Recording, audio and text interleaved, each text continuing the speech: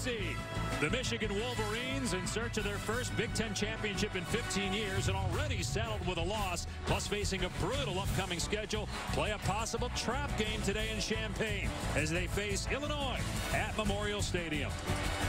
And hi, everybody. I'm Dave Pasch alongside Greg McElroy, Tom Luginbill as well. Greg, as you look at Michigan, they're coming off their best win of the year. They beat the Iowa Hawkeyes, held them to 3 points.